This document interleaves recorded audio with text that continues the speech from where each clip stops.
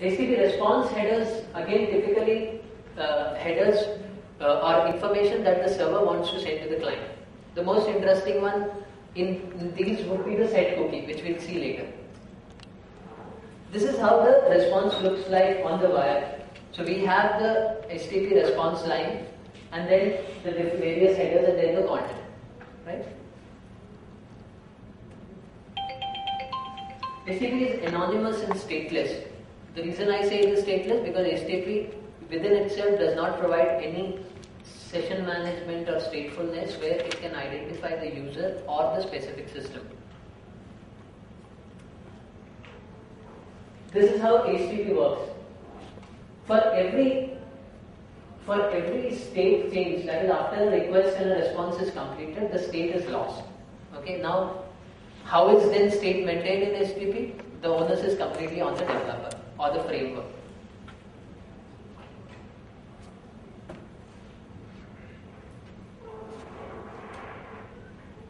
Okay, now web application as such has a lot of abstractions in place. When I say abstractions, it means things which in reality mean nothing but give us a feeling. For example, the login concept in itself is a complete abstraction of the lock and key concept. Now you may have applications which have a login screen, but all pages after the login screen or which seem to be fetched after the login screen do not need you to be authenticated to access them. So if you have page login, then 1, 2, 3, 4. Without logging in, probably you can access page 4. Hence the login concept itself is very abstract. Now why did this login concept come in? The login concept came in because humans are very comfortable with this concept of login. And even if you see the concept of lock and key, that is also very abstract. If you have a door to your premises, but one of the walls is broken, would the lock and key concept make any sense? So essentially the lock and key etc. are measures to have access control in a specific location, right? Similarly, in a web application, the idea of a login is to identify a user and then implement access control. Similarly, the concept of logout. The concept of logout is very abstract. There is nothing called, so typically logout can be related to when you are exiting a location, exiting a place, exiting a authenticated area. For example, if I go into a bank, the headquarters of say ICICI Bank in Mumbai, I am given a pass. Once I come out and I return the pass, I am logged out. Okay, that is how we can relate to it. But essentially everything works around this concept of sessions. If your session is given to you, you are logged in. If your session is withdrawn from you, you are logged out. But for the general user, the abstraction is you have to log in using your username and you have to log out by clicking on the link. So essentially the authentication, authorization, the logout concept, even the data access concept, and of course the statelessness, everything is abstract. So we need to understand this abstractness, then the concepts will be very clear. So all the attacks, today's attacks and future attacks will be easy to comprehend. As we discussed, statefulness is when the state is maintained across different request and response ways. How is HTTP made a stateful protocol? The complete onus is on the developers. So there are three ways by which. So essentially, how is HTTP made stateful? Is now the question. Now, as I said, all of us humans are stateless beings, right? And each of us, let us consider each of us as servers. We provide different services. Now, suppose, sir, I come to you inside your, suppose for an official work, I have to deal with you. What is the first thing you will ask me to identify me as a genuine person? You will ask me for some legitimate iCard, right? And legitimate iCard is not generated by me, it is issued by some authority which both you and I trust. So there is a third party involved in authentication, right? So for a web server to identify that a user is genuine, for a web server to identify a user across multiple requests and responses, it needs to have some identification. Okay? Now that is where the real abstractness is removed. That is, after you log in using your username and password, you are assigned a unique session ID or session token. And the web server from then on expects that session ID to be transmitted to itself. Okay, how it is done, we'll see later. But there are three ways by which the session ID can be transmitted between the server and the client. Where is the session ID generated? It is generated on the server, always. If it is generated on the client, it is flawed, so it should not be generated. It is generated on the server. On the initial login request, once you are authenticated, the server sends you the session ID, and it is in the following ways: either in the URL, or as a hidden form field, or as a cookie. Now, for people, all of you know what is a hidden form field? Would anyone just like to? Because I'm sure that 50% of us here do not know what is a hidden form. Can anyone just quickly? In the body part of the... Yeah, in the HTTP definition, in the HTML definition, there is an input field called the hidden type. So the only aim is that if we have to send some information to the browser, which should not be displayed on the browser, but it is there in the source of the page content, it is marked as hidden. That is all. The idea is to send some information to the client and then receive it back. So this is the second way. Third way is cookies. Cookies are nothing but text files which are sent from the server to the client and stored on the client. They may also be, so we'll talk a little more about cookies going ahead. Okay, URL based tokens, we are specifically appended to the URL. This is how a hidden form field looks like. So it's an input type of hidden, and it has a name and value type. Cookies are more in vogue in most of the applications, but many applications use the hidden form field and URL concept for enhanced security. We'll talk about that later also. Now, each of these stateful requests that are negotiated between the server and the client can be seen by using tools which are called as web proxy editors. For people who have been doing audit, I'm sure you would have used hundreds of them. But for people who have not been exposed to this, I will just show you how a proxy looks like.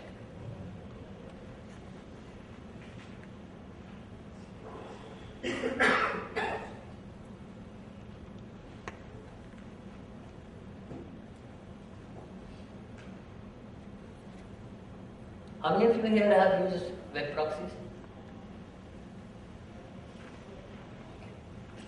So probably just 30% have not used.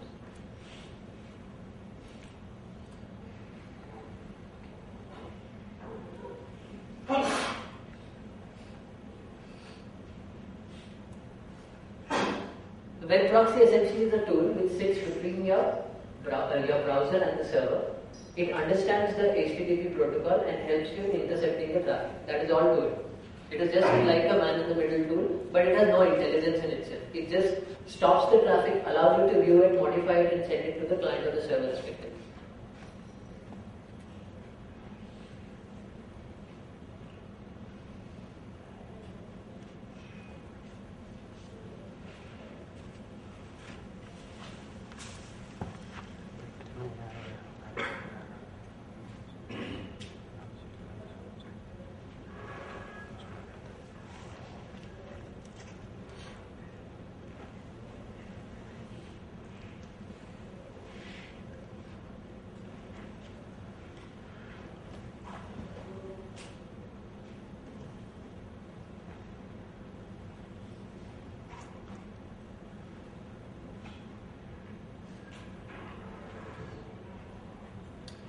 This is how a web proxy, one of the web proxies, which is called a burp sweep, looks like. It can intercept traffic. Let me show you how it does intercept traffic.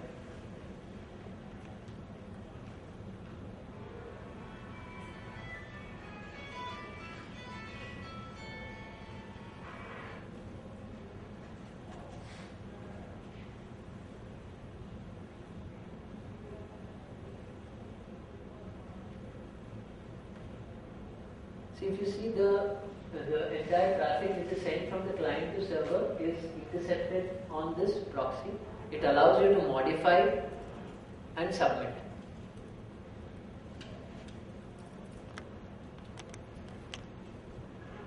Submit to the server, and similarly the response is again captured in the proxy. That is all to it. So for the security guys, it is like ABCs of security. Alright?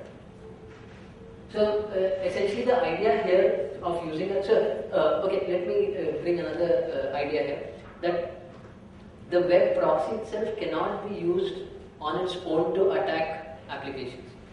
It needs intelligence of the user or the attacker to help him attack using the web proxy. So this is what happens, which I have shown you. Okay. We'll just go quickly, we'll discuss about cookies. What's a cookie? Anyone? Anyone? I know all of you know, but most of you are shy to take the mic and tell. It's a small piece of code with the text of server keys to the client machine for future For future use, yes. So future or current use. Now, cookie is nothing but a way of transferring information from the server to the client. It is one of the ways. The cookies can have information which can be used across sessions, or can be used only during that specific session. Now, cookies can be of two types: persistent and non-persistent cookies. Okay, and persistent cookies are one which remain in your system across login sessions. Non-persistent are one which remain in the RAM till the time you are logged out or you close the browser.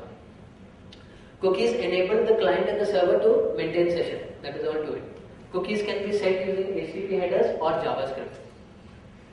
The example of now, since the server and the client share information using the cookies, many developers have this idea of setting some critical credentials also in the cookies. For example, in this example, you see that admin equal to n is present in the cookie. The only thing that an attacker needs to do is change admin equal to n to admin equal to y, and this can be done using the web proxy editor. Okay, we will start off with our first session. Yeah. Could you just come back? Yeah. The previous slide. Second last point. Cannot be shared across DNS domains. Yeah. What it means is, okay, I'll just explain you the concept of single origin policy also. Every server has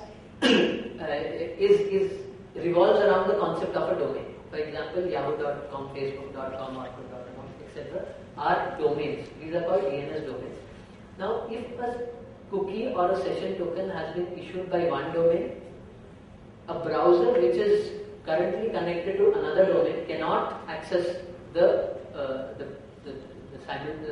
sorry, let me just rephrase it. If you have two domains, 1 and 2, and the user is connected to 1 and 2 simultaneously, then his browser which is connected to the domain number 2 cannot access cookies of domain number 1. That is what it means.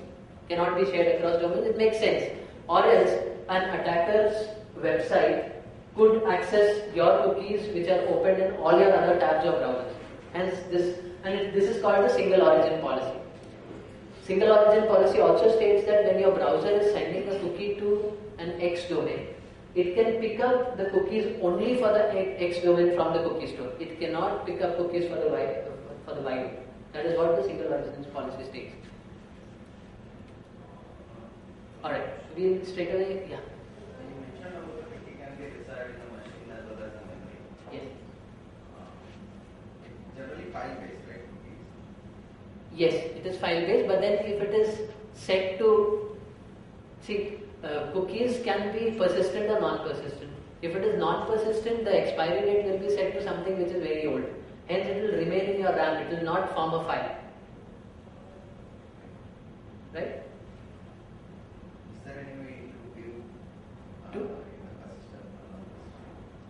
distinguish? Distinguish means when you see the response, if the expires, cookie has a number of attributes. Okay, name, value, expires, secure or non-secure, and it has some flags, etc. So, if you see the attribute of the cookie in the response, you will be able to know whether it is persistent or non-persistent. A persistent cookie will typically have an expiry date set to a high number or in future. Hence, the browser will take it and store it within the system, and it will be valid till the time that expires date arrives. So that is the way we can see. Could you please go up to the previous? Yeah, this one. This one? Yeah. Could you tell us about something about document object model? Okay. Document object model is, see, whenever a browser loads a site, that browser is an object of the document class. Okay. So everything in that browser can be accessed using the document object. For example, if you have a username textbox, so we can access the username textbox value by saying document.textbox.name of the textbox.value. So it follows the OOPS concepts, where any browser instance which is opened is an instance of the document class. It has further variables and functions which can be used to access the various functions and the data in that particular browser. That is what the document object. There are other things to it, but simply this is what it means.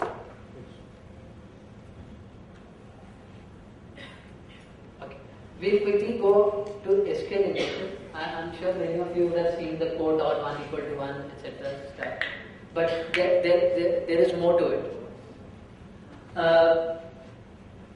Okay. So SQL is the way by which the application talks to the database. HTTP is the way by which the user talks to the application. Okay, that is where the disparity comes in. Since the database does not understand HTTP, hence a command going over HTTP cannot be interpreted by the database in a way in the context of the application. For example, if you were to send a select command, the application does not understand that it is a database command. And when it is sent to the database doesn't understand that in what context is it to the application. Hence, this idea of SQL injection comes in. Now, currently, SQL 99 is the standard used, which means most of the commands across databases are more or less same. So you have select, update, delete, insert, etc. across databases because of this standard. All of you know what a table is, right? So table is a structure which has columns, and each column has a data type. A row in the table is called a record, and we have multiple such rows in the table to store data of users. This is how we talk to the database. This is based on the data manipulation or data definition languages. Metadata is information about the database, that is data on the database. We will see how this can be used to successfully gain much more information from the database.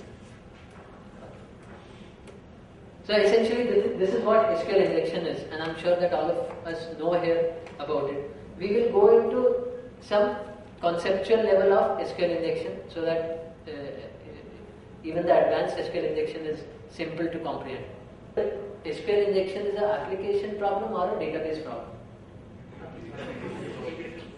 All of us feel it is an application problem, right? Sometimes a database problem because in the database it is not configured properly. Okay. So it shows that default data, so which can be exploited for that as well. It is both ways. Okay. He says that if the database is not configured properly, the error is thrown to the user, and hence it is a problem of the database also. Primarily it's a validation error. Primarily it's a validation error on the application. Input validation. Anywhere. You put it in the application, you put it in the SQL, whatever.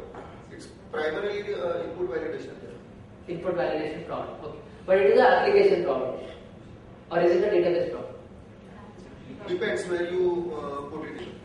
So if I give a command, delete table That's what I name. said. If you give a command, if you form a SQL statement on the fly, then it's an application problem. If you run a stored scripts on a database server, it's a script problem. So in turn, it's a database problem. Okay. Now let me ask you something. If I am a database admin, I am on the database console, and if I say delete star from say table, so is it a database? Is it a feature or is it a problem? It's a script problem. No, it is a feature of the database.